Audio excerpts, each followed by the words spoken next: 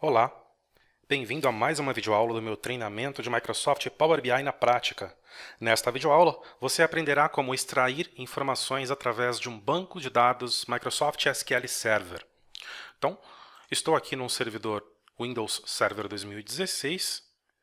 Vou acessar aqui a versão do servidor através do comando winver. Veja você que é o Windows Server 2016. Embora tenha uma boa aparência de Windows 10, né? A partir da versão 2012 aí do Windows e do Windows Server, eles ficaram bem parecidos, né? Mas o Server Manager é outro item que diferencia uma máquina cliente de uma máquina servidor. E neste localhost eu poderia estar em uma máquina dentro da rede Windows Client mesmo, com esse Power BI conectado via rede, né? Informando qual o servidor, independente disso. Tenho aqui o meu Power BI Desktop instalado, conectado na minha conta de Power BI Pro e atualizado. Para você fazer uma extração em um banco de dados, o procedimento é muito semelhante.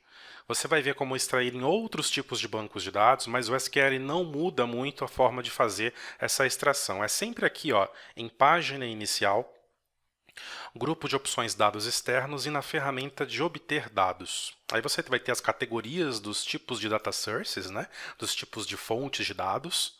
O nosso tipo de fonte de dados é SQL Server, então é um banco de dados, é um servidor. A primeira opção já é o que a gente vai trabalhar hoje, né? Já é a opção do banco de dados Microsoft SQL Server, que é a solução de banco de dados da própria Microsoft, que é quem também desenvolve o Windows Server, o Windows, quem desenvolve o Power BI Desktop, o Power BI como um todo, né, a solução, e o servidor de SQL Server.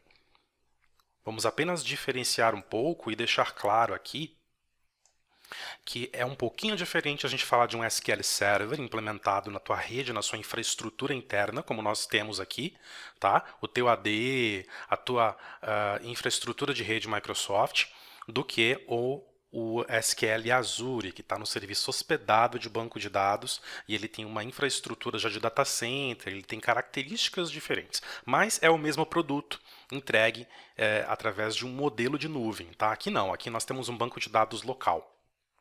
Bom, a primeira coisa que ele pede é o nome do servidor, né? Eu poderia vir aqui, por exemplo, no prompt de comando e puxar o hostname do servidor, claro, que se eu administro o meu ambiente aqui de banco de dados, hostname,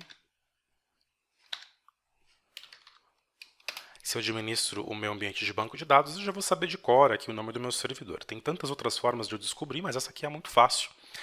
SRV SQL, tá? Então, eu vou transportar isso para cá, SRV SQL, e eu já posso dizer para o Power BI Desktop qual é o banco de dados que eu quero trazer, que eu quero visualizar para a partir dele eu ver a estrutura das tabelas com as quais eu quero trabalhar.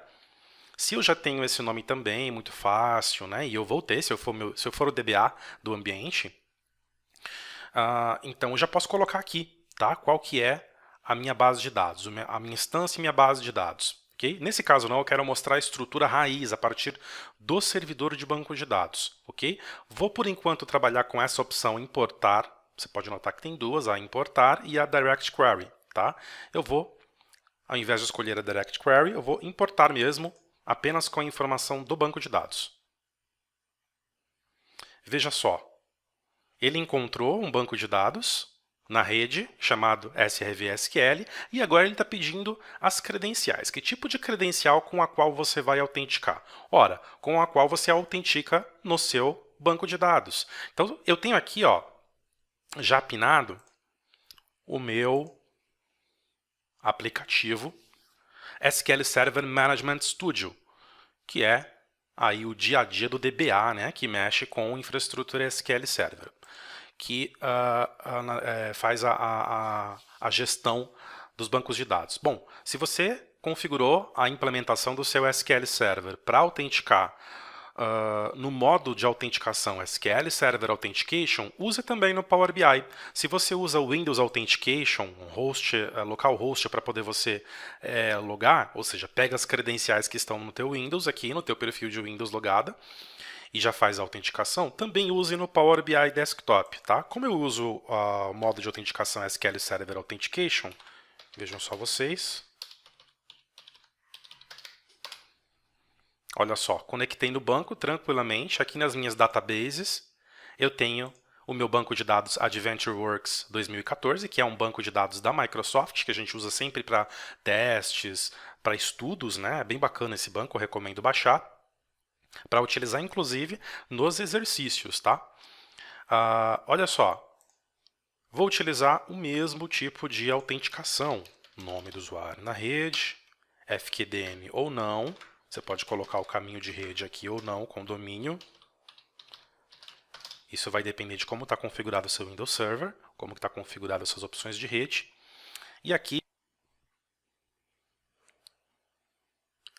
veja só que aqui ele conectou perfeitamente no meu banco de dados. Olha que legal.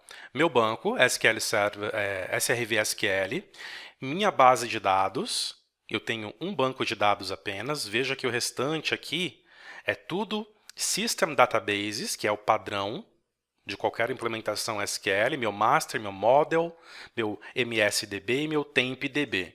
E as minhas databases de snapshots.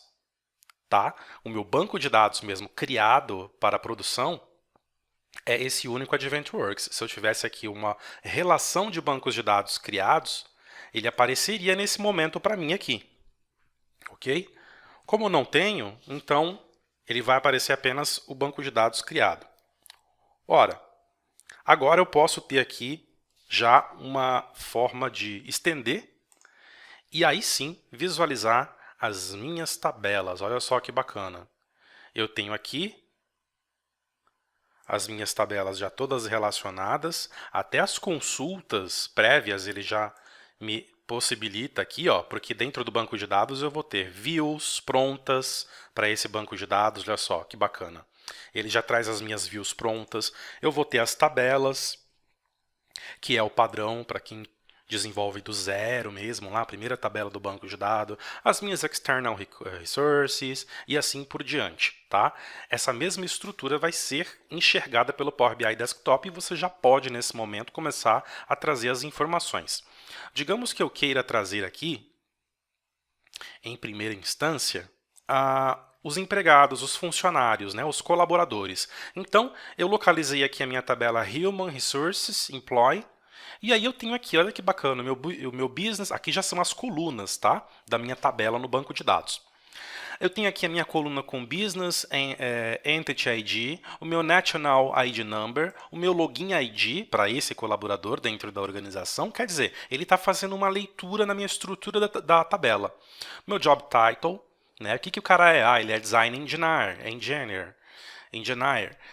Qual que é a data de aniversário e assim por diante. Todos os parâmetros que você tem dentro da tabela para controlar e para informar sobre aquele colaborador, você vai ter isso em coluna, tá? Então, por isso que é bacana você trabalhar com o banco de dados, porque lá você já vai ter tudo separado e relacionado, né? Você já vai ter todas as dimensões, a dimensão colaborador, a dimensão vendedor, a dimensão produto, e aí em uma tabela fato ou em tabelas fato, você consegue fazer as associações, isso é assunto para outra videoaula, e nas associações você consegue montar corretamente os seus gráficos e exportar para suas dashboards. Bom, o que eu tenho para dizer aqui ainda? Que você pode fazer uma procura manual, né? Esse banco de dados tem até uma quantidade razoável de tabelas, né? Dá para se perder um pouquinho aqui.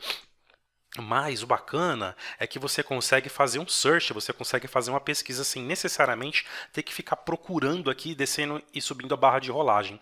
Por exemplo, se eu quiser trazer aqui a tabela de produtos, então basta que eu faça um search. Se eu lembro do nome como ela é, então production.product. Veja que ele faz um search, já vai me trazendo tudo que tem relação com production. Quer dizer, você, sendo DBA da estrutura ou começando a trabalhar com aquela estrutura de banco de dados, você vai com certeza ter ali uma certa familiaridade com a nomenclatura que você dá para as suas tabelas e para os seus itens dentro do banco de dados. Tá? Veja só fiz mais um search, opa, ele trouxe muita coisa aqui, né? Product Photo, Product Review, inventário, documento, descrição. Eu quero trazer apenas essa aqui mesmo, tá? Veja, quando eu seleciono por motivo de pesquisa, e olha só, ele sempre lê a estrutura para te mostrar aqui. Ele é uma parcela quando tem muita informação, muita linha, né? Muito item a item, e quando é pequeno ele até mostra tudo, tá? Olha só, eu tenho um Product ID, eu tenho um name para cada produto, eu tenho um Product Number, né? E aí eu tenho outros itens aqui, né? As categorias que são bastantes aqui, né? As descrições desse item. Veja só, quando eu dou um select aqui, né, nessa checkbox aqui, para um item de uma pesquisa, isso não invalida o select que eu fiz no item anterior, que no caso foi uma tabela também. Basta eu dar um X aqui, ou seja, cancelar a pesquisa, que você vai notar que tanto a seleção nova, por conta da própria pesquisa, ela se mantém, e a seleção anterior, tá aqui, ó, Human Resources, Employee, também se mantém, tá? Então, tranquilamente você consegue agora trazer isso para o teu DW, né, que a gente vai começar a montar, que é a próxima etapa, né, o próximo módulo do treinamento, que é quando a gente já extraiu as informações e vamos começar o processo de modelagem das informações, ok? Bom, não vou adiantar muita coisa, porque isso já é assunto para a próxima aula, mas basicamente você pode cancelar, reverter toda a situação, não quero buscar em outro banco, em outro servidor, em outra tabela, em outro conjunto de data sources, né? Eu posso editar, quer dizer, já começar a tratar esses itens que eu estou selecionando, essas tabelas que eu estou selecionando no meu banco de dados, ou eu posso simplesmente carrego tudo do jeito que está lá, sem alteração nenhuma, e depois eu vou tratando com o Power Query, com o editor de consultas, ok? Certo, desta forma você consegue aí tranquilamente fazer a primeira conexão no teu banco de dados Microsoft SQL Server e extrair as primeiras tabelas para o teu DW, o teu Data Warehouse, ok? Vejo você na próxima videoaula.